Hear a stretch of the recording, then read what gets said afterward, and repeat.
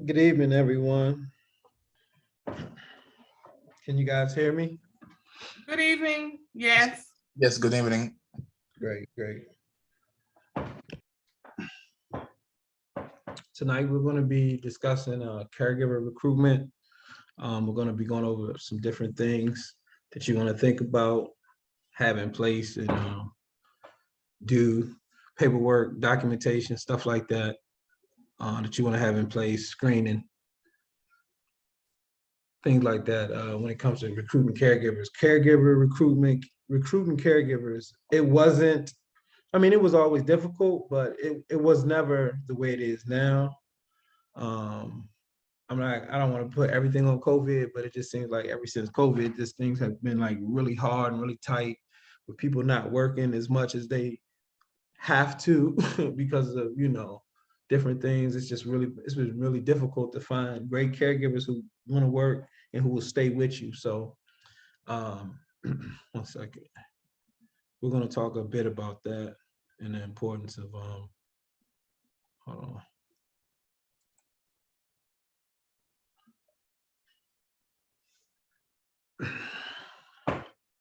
We're going to talk about a bit about that and the importance of keeping that pipeline going. Like you never stop recruiting.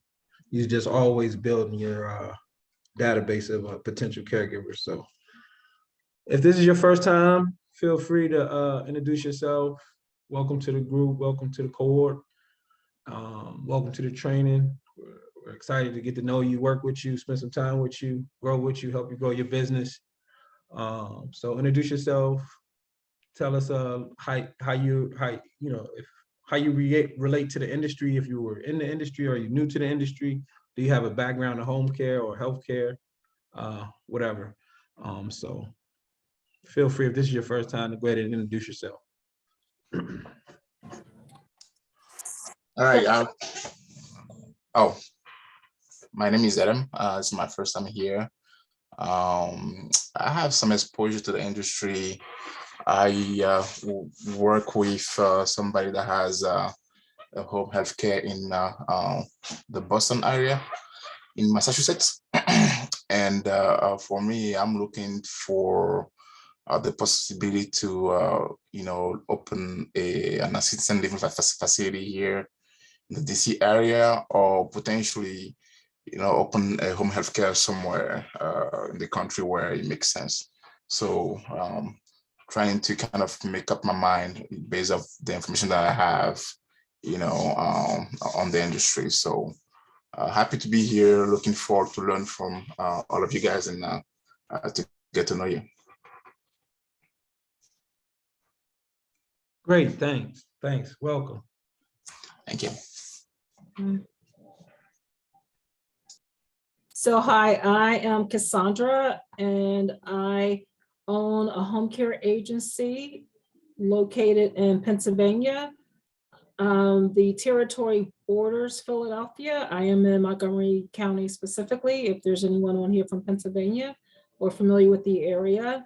And I have been in business since the officially, technically, December of 2016, but I didn't get started until about February of 2017. So, and I am looking to expand my business. And that's it. I've been in healthcare my entire career. So I've been in the Army. I've been, by licensure, I'm a clinical laboratory technologist. And I've worked in corporate for many, many, many years before branching out and becoming a franchisee. So my home care agency is part of a franchise system.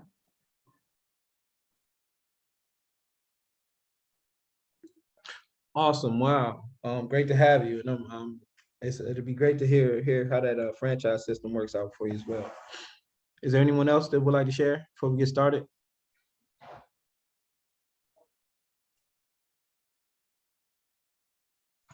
All right. So today we'll be covering. Let me get this out of my way. So for the people who were here for the last 2 weeks, well, not the last two because of the holiday, but the previous 2 weeks that we trained, did we discuss this, been on this calls?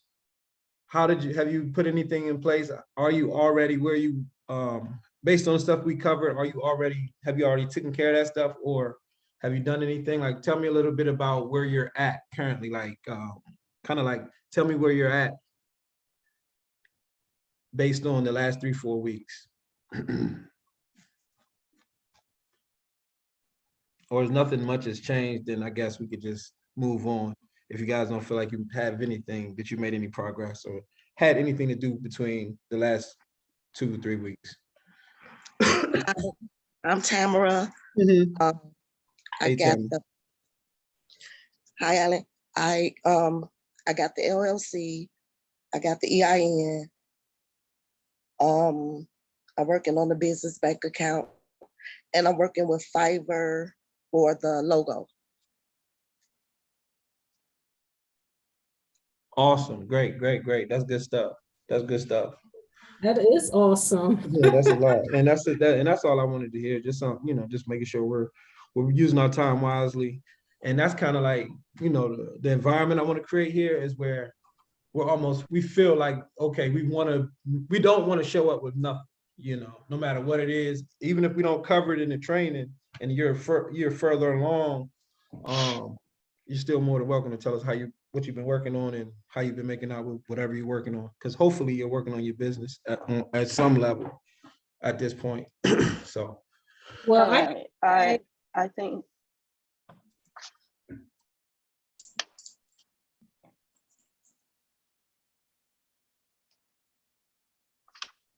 go ahead. 2 people were trying to speak, so just whoever. okay, my name is Esther, and I just want to say I think we've made a little bit of progress by we have the business name established, and we closed on a home, and then we're currently looking into installing the sprinkler system, which I reached out to Alan today, and thank you, Alan, for your response. I have an appointment for tomorrow for them to come see what we need to do to get the place ready. Great. That's I'm glad where that we are worked out. right now. Yeah, that's great. That's awesome. So things are happening. As long as things are moving forward, we're in business. We're good. So let's go ahead and look at some of this stuff here that we're going to cover. Don't mind these corny transitions. I was playing around with them. I can't get them off. So what we're going to look at today is caregiver recruitment, the documentation, the screening, the interview process, the software. We're going to look at an actual Facebook advertisement, and we're going to talk about the required reading, which is the 1-minute manager. So that's what we're going to be discussing tonight. And please feel free to hop in at any point, ask questions, comment. And I know this stuff is not all that complicated and stuff like that. And I'm sharing with you guys like the things that I actually do. So like all of this stuff is like things that I actually do in my personal company. So there's no theory here. There's no, maybe this will work. This is like the stuff that I actually do. So that's what we're looking at. And like I said, feel free to ask questions or stop me anytime. So when we talk about finding good caregivers, and then possibly too, we might look at the I'm sorry, just thought about something. The benchmark for 2021, the study that came out, and it talks a lot about caregiver recruitment, and there's a lot of this stuff here. But I might at the end before we hop off show y'all some stuff from the benchmark study. I wanted to do it last week, but we couldn't. But so based on the benchmark study, which kind of what they do is they interview all of the all the home care agencies, all the top home care agencies in the country, and they come back, they ask them all these different questions like where do you get your best caregivers? What's the demographic of the best caregivers you had that stay the longest, who work the best, who get the best, reports back from the clients? So then, when they do these reports, they come back with this data.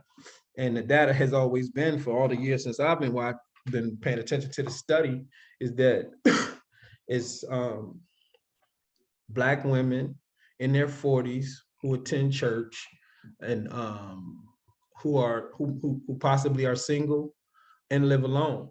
And that demographic, has seemed to be like some of my best caregivers, not just per se Black, but like even like from the Black American, but like even like from Caribbean backgrounds, African, but these have always been some of our best caregivers. So this demographic really works. And how we find these people, the best way, I don't even have it on here, the best way to find a great caregiver is from a great caregiver. And but obviously you got to find your first good caregiver. But finding a great caregiver, you usually can find them. They all, good people know good people. So that's always the first thing to do, is just ask somebody who may be in the business, or know someone who's a caregiver or whatever. If you're nurses, or like you said, you've been in the healthcare industry for a while, nurses, caregivers, just ask the good ones for references. But other than that, places where we go, flyers at churches, job ads on LinkedIn, job ads on Indeed, Facebook ads. Most of the time they're free. We don't usually use paid ads for Facebook or for just recruiting caregivers, period. Unless there are like specific times that we do pay for ads. It's like if we have a case that we just can't fill and we don't seem to have a lot of caregivers in a specific area, so it might be a little bit further out of our immediate market.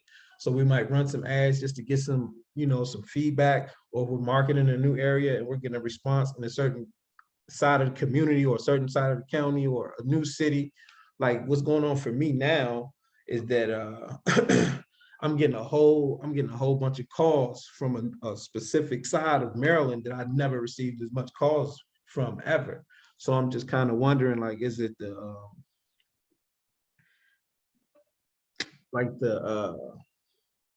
it's either the Facebook ads that we're running for clients or the Google ads. So like we do Google ads. So we're getting a great response from those locations. So we haven't been marketing there.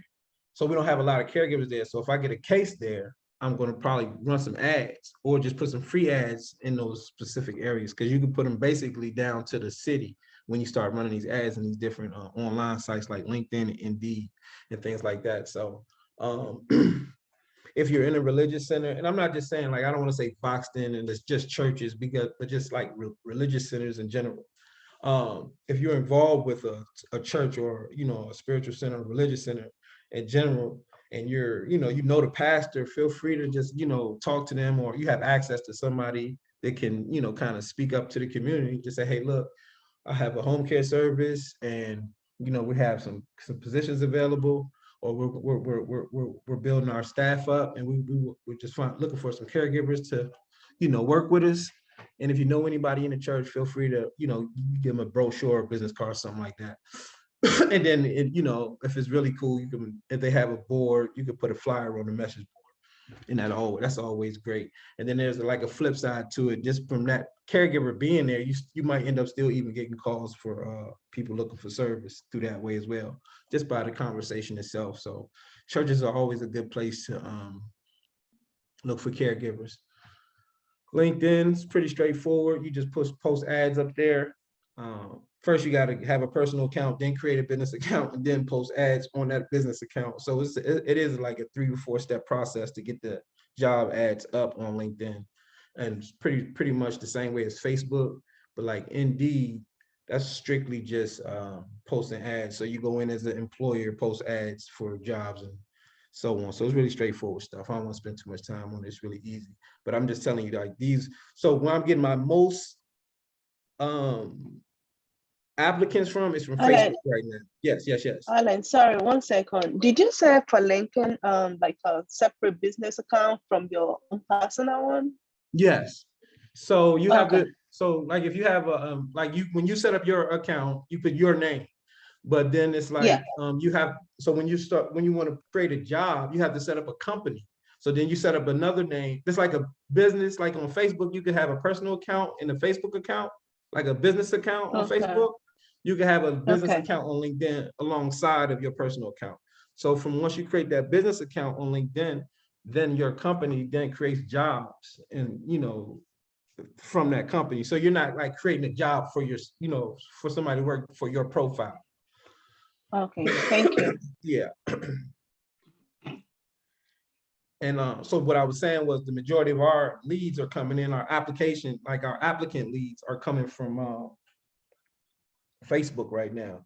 But that doesn't mean that the most qualified ones are coming from Facebook. So I think people just see it and like casually just respond to it. So they're not really, like aggressively looking for a job. They just see it and then respond. So we get a lot, but not many, not all of them are serious. So like people on like LinkedIn, people like, there's not much else to do on LinkedIn but look for work or, have something to do with your career. So people seem to come from LinkedIn, they're a little bit more serious. And the same thing with Indeed. Because you have to go through quite a few steps as far as like building profiles, putting up resumes and things like that. So once you create those profiles, you're pretty much serious about looking for work. Whereas Facebook, like I said, people are already on there casually looking and then, oh, it's a job here. And they might, click a couple buttons and they apply. So it's not really as serious, but the documentation we're going to cover, and I'm going to talk a little bit about the Google Forms. And I posted some stuff in the group as well, the Facebook group. If you guys haven't seen it, some documentation referring to these slides. So this is just a list of the documents that you're going to have in your employee files. Like each employee's file should have these documents, and this isn't all of them, but this is the majority of them. The documents that you want to have, we're not going to go through them. I just want to have them here. This is being recorded. You can screenshot or whatever. But and like I said, all of these documents I just uploaded into the Facebook group. So some of them. So let me look. So see, I don't even have the independent contractors agreement on this one, but I do think I put it in the Facebook group. So there's a few that are missing. But these are just all the, so when you're thinking about an employee file, this is what it looks like. Do you So have a when question go regarding the ahead. employee file? So currently we use manila folders and we organize each folder in the same way, but as you grow, you're getting more and more caregivers, the manila folder may not be, the best thing. So we're thinking of going to binders and putting in separators for each of those sections as you had them displayed on the screen. Is there any, do you have like a best practice for maintaining consistency with employee files? Yeah, everything we do is in file cabinets. Like the tall ones, the drawers that's locked. Mm-hmm. Yeah, so we just organize them in there. Do you use binders or manila folders? Yeah, just folders. Yeah, just folders. Yeah. Okay, you use folders. Okay. Yeah. Okay. Mm-hmm. So this is the screening process. So you like to say, oh, background check. So this is what our requirement. So like the state doesn't always, so a lot of people think that the state regulate a lot of stuff. Like the state never asked us, did we run, I mean, they put it in the policies and procedures as a requirement, but there's not like a check or anything like that. They just want to make sure it's in your policy. Just like with certain insurances, like the state isn't saying, oh, you have to have these insurances, but I suggest that you do these things regardless if the state is requiring you to do them or not. That's the point I'm making here. So even if you're not required to do certain levels of background checks, you still want to make sure you do the most thoroughest ones you can afford. People always ask me, do I make people pay for their background checks? And I never do. A lot of times you can make them pay and then say, well, we hire you, or you get the job, we'll give it back to you, or something like that, or whatever. But I never make people pay for it. I try to be really serious before I even push the button.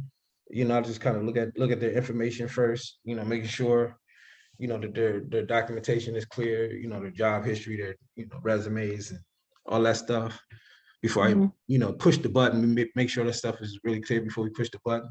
There's not a whole bunch of gaps in their work history. So Do your usually when we caregivers do it, drive? we hire, huh? Your caregivers drive? Yeah, Okay, do you do absolutely. That's almost a drivers? requirement. Hmm. Yeah, you're right. Do you do a driver's background check, Yep. driver's record? Okay. Mhm. Yeah. Awesome. And do you have a like a preferred vendor or you just? Clear checks. It's right here up top. Oh, that's the name of the vendor. Yep. It's called Clear Check. I should have put clearchecks.com. I'm sorry. Could I just say call it Clear Checks? Yeah. So I Oh, just go there and their package that's like I think it's like $30 and it gives you all of these. And I think the driving one is part of that national database or something, but it's part of that. I remember, I'm sure it's on there. okay. Yeah, and not only that, the caregivers also have to show us proof of their car insurance as well. Yeah. Thank you. Yeah.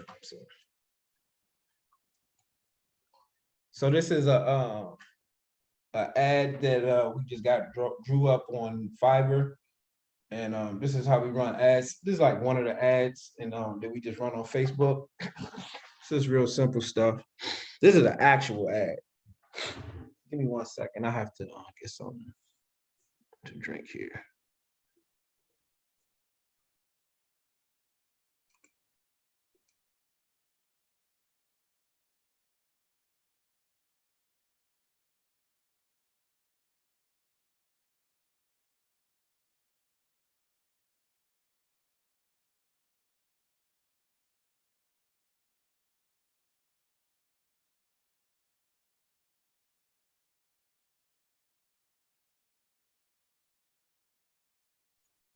Yeah, so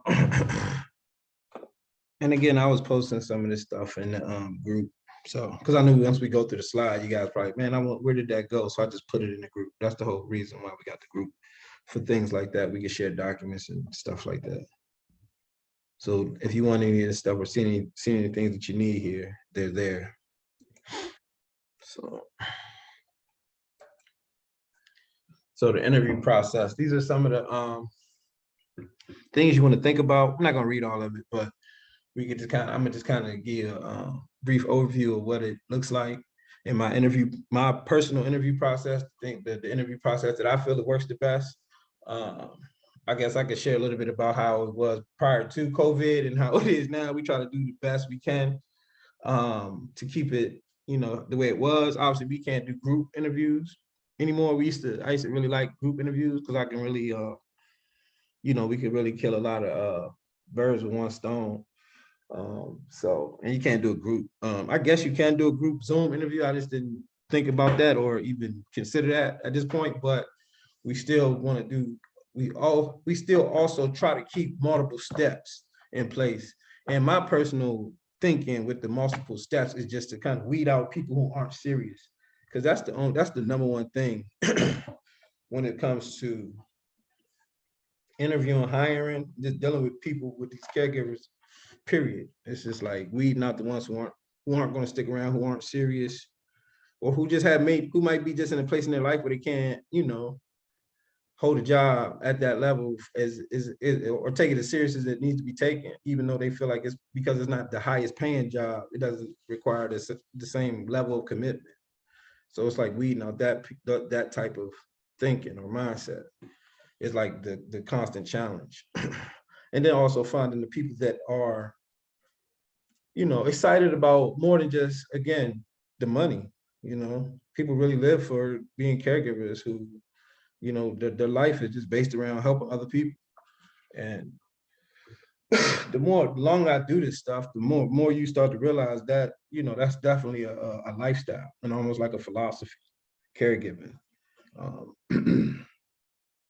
So it can get really deep, and you just want to make sure you're dealing with people who are in it for that, for just good reasons. I mean, everybody's not going to be like super committed, but you know, you just want everybody to, you know, the people that you hire, and when you start placing them, and as a small company in the beginning, like one caregiver going in, the wrong caregiver the wrong caregiver going into a client's home can, cost you a client. And that could be like your first or second or third, fifth client, and it could really affect your income.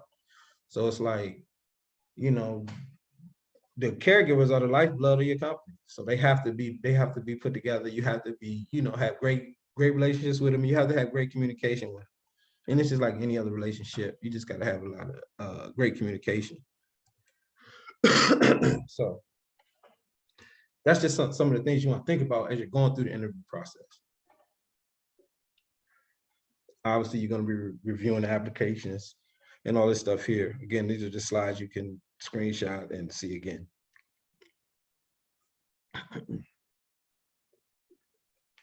So, any questions or thinking or ideas about the interview process or anything at this point, or hiring? So your interviews, so you're no longer doing group interviews, or they're being done virtually? Yep. Everything is, so we do a phone interview, Zoom interview, and then obviously if we really like them, we have to meet them in person. So it's like a 3-step deal. Mhm. Are you going to talk about training? How that's been adjusted? Yeah, absolutely. And but that's we're gonna talk about that on retention. So that's like the second part of Okay. caregiver. Yeah, like keeping them around. That's more part of like the retention part. Okay, I guess I'll probably, ma'am, I'm sorry, Alan, is orientation, the orientation. Oh yeah, orientation. Yeah. We have literature and recordings. Yeah, for orientation. Yep. Okay. So yeah, and then we also have like a mentorship and probationary period where they're kind of group with another caregiver, like a more senior caregiver, that they can communicate with, contact, like this person, if you have a question, comment, you have any problems or issues, call this person. You know what I'm saying? And that's helpful as well to kind of group them together. We call it like a mentor program, especially if they don't have like the most experience, because you got to sometimes, you want to try to give people a chance if they don't have like a lot of experience. So. Can you talk about the orientation a little bit now in this environment where we're doing things virtually? So I understand we actually have a very similar process to yours, where we do the phone interview, the Zoom interview, and then the in-person, or sometimes it goes from phone directly to in-person. But then we've struggled a little with the orientation and consistency of the orientation. So we used to have everyone come into the office. It was, pretty simple. We had a 5-hour orientation. And then when we went virtual, we weren't quite set up to do virtual orientation. So it turned into, signing off on all the documents, reading the documents, not really doing the orientation in the office. And then we've run into, well, some people have access to computers and some people don't. So the people that have computers, they can sign off, and then the people who don't have computers, they can come to the office, and it just hasn't been as streamlined or efficient since we've gone virtually, the orientation piece. Yeah, so we've never had a 5-hour orientation process. Like we've never had that. So as far how I look at orientation is, like I said, we do the interview process, group them, put them in a probationary period, group them with a mentor, and that we have training. There's recorded training with our continued ed program that they can watch. They sign, they get a little certificate, a little certificate from, and that's it. It's nothing more dramatic than that. It may seem like it's probably not as sophisticated as it should be, but that's been working with us, working fine for us. It's even before COVID. Like it wasn't like because getting multiple care, I'm gonna tell you, one of the hardest things to do is getting multiple caregivers in the room at the same time. You know what I'm saying? It's just extremely hard, especially if they're working for you.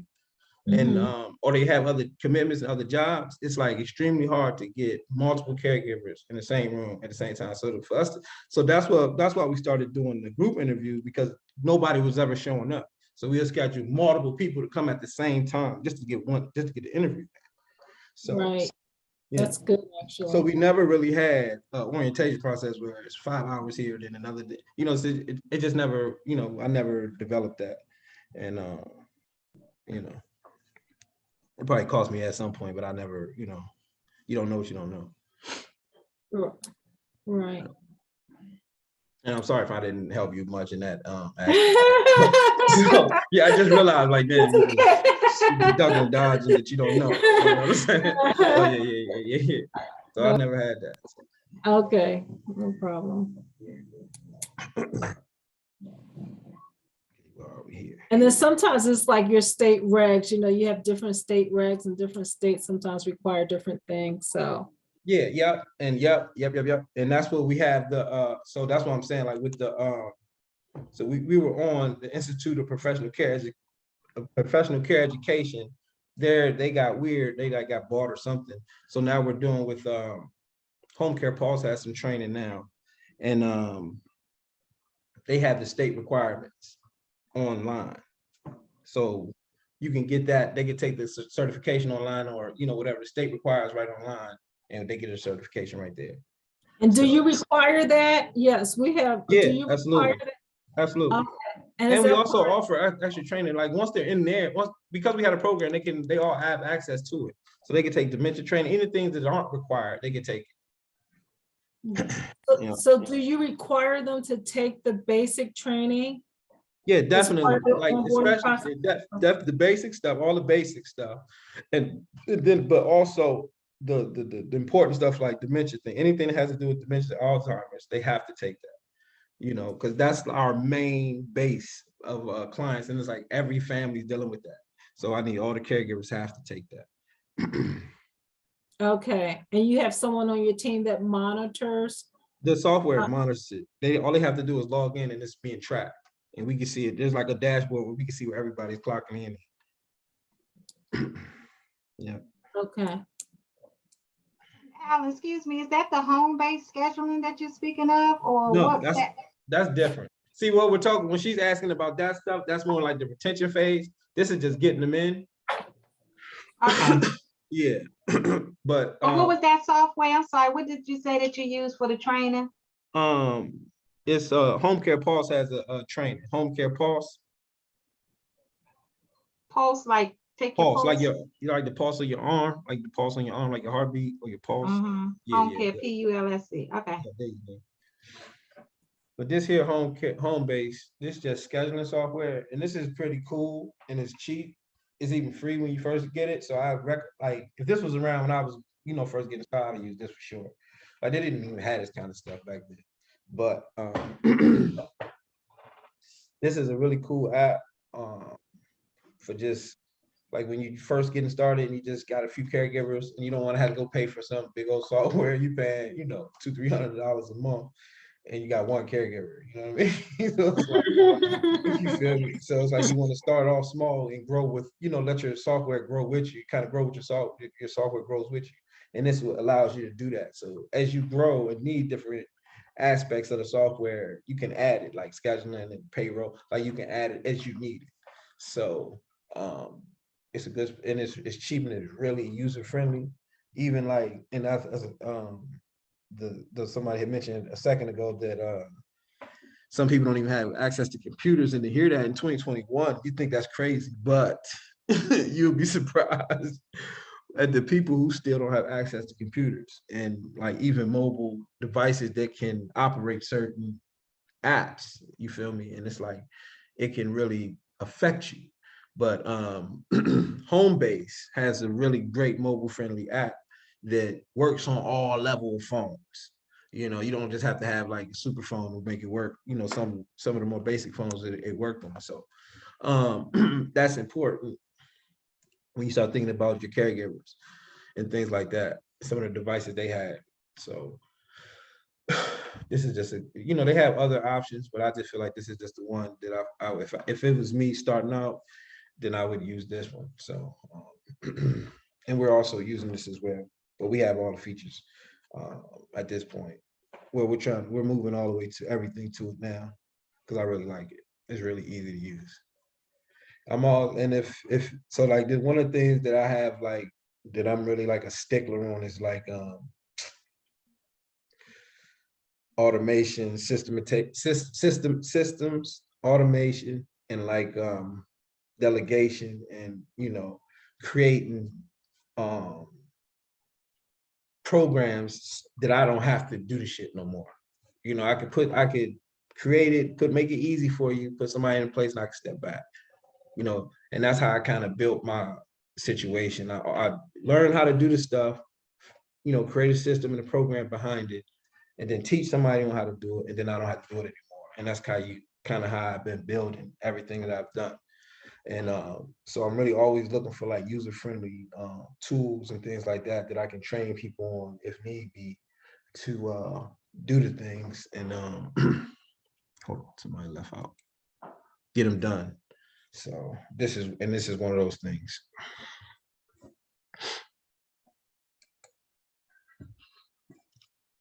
The 1 minute manage. I don't know if you guys saw the notes that I put on Facebook. Who's in the Facebook group? I think everybody should be on there. But the notes in this is probably one of the best books, the most important books that you could read about just being an employer and a manager. And we think we know, I don't know how I felt about it, but I didn't know until I started doing it, that just like sales, that's another thing that kind of caught me by surprise, just with being in business with sales. Managing people is difficult. It's just difficult, especially if you never done it, or you've never really been in environments or seen it done, like from this particular perspective, it gets difficult, and it's a skill set. You have good managers, you have bad managers. Just like you have good salespeople, you got bad salespeople. You got good, businesses, you got bad businesses, whatever. But you definitely want to start the learning process on being a manager if you plan on managing people and you plan on having employees. This isn't a company like, this isn't an app where you can do it all and just make $1 billion online without touching and dealing with humans. This business is a human to human business. Like everything is about communications and relationships and how you treat people, how you show appreciation to them, and how you empathize with them.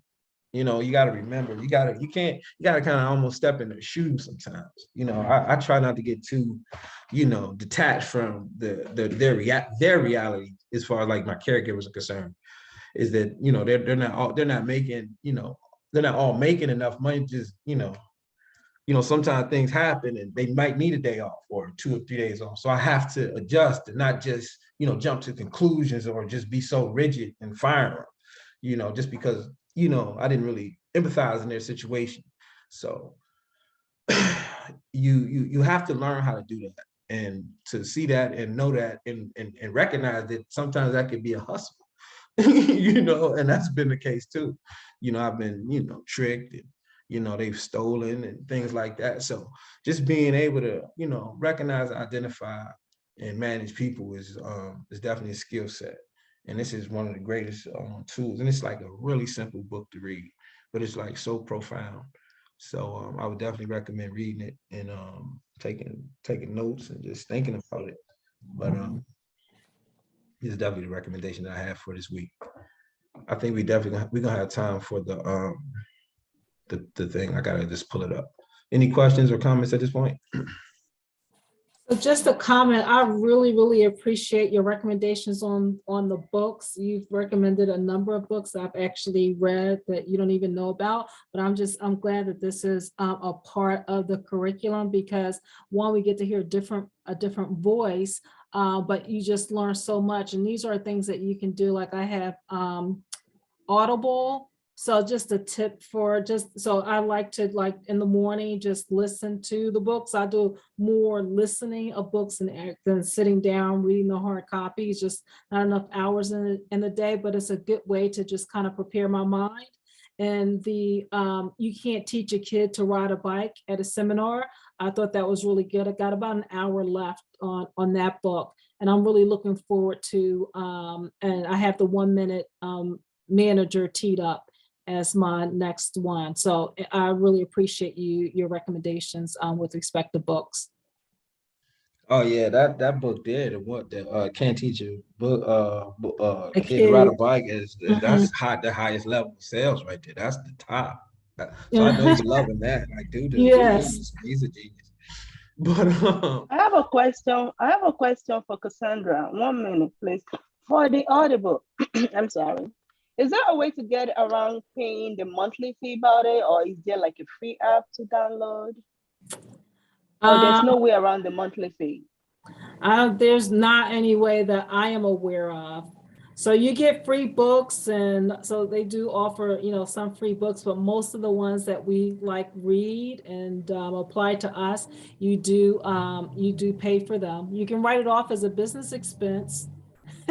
No, I'm talking about I think the she's talking about a monthly fee. subscription. Yeah, I don't think you The have to. subscription, yeah. No, Yeah, there's no no, subscription. you don't have to have You the can subscription. download. You don't have to have Yeah. it. You can just buy the books. yeah. You don't have to Yeah, buy it. Oh, Yeah, but you okay. you Yeah, do have. But that's like sometimes they run a special though, where like I got in on a especially special. right around now with the holidays. Yeah, and it's like it's best to just do that special subscription because you get like a book a month. You get credits a month. I need the audio, correct? Yeah, the you get Audible. audio credits. Audible. Yeah, some of the specials Is come it- with audio credits. So it's called Audible, correct? What's the Yes. name of the app? It's Audible. You're right. Okay, thank you. Thank you. You can do it on Amazon. It's on Y'all Amazon. can post y'all. There's a chat here too. So any links or anything that y'all can share, books, titles, links, or anything, y'all can just post them in the chat and y'all all can see them there. Or you can go back and put them in the Facebook group. If I could add anything, Alan, you can actually watch all the books for free on YouTube. The only one that's not available is the Sanders 49. What is it? Wow. They're all free except Definitely post that on the group. Sanders. All you have to do is go in and put in the new 1 minute manager into YouTube, and it'll give you the Audible. Except one book, that 49. What is the name of that book? Thank you. Hold on 1 second. The only one that's not on there is the Sanders 49 Rules with month 5. The rest of them are free on YouTube. Oh my, this is awesome. I see it. It's here. The full Audible is 1 hour and 36 minutes. Yes, they're all free. It's been here for 2 years. Mhm. Oh, this is awesome. Yeah, there are a number of books on YouTube. I have a few saved. Didn't even think to go here to look for Alan's list. Oh, this is awesome. Thank you. Yeah, because I do a lot of listening while I'm at work. So I listen to them while I'm, passing my medications, doing work. So I listen to them, had a little, don't nobody know, because you had the Yeah, earphones in. that's perfect. But they're Yeah. all there. They're free.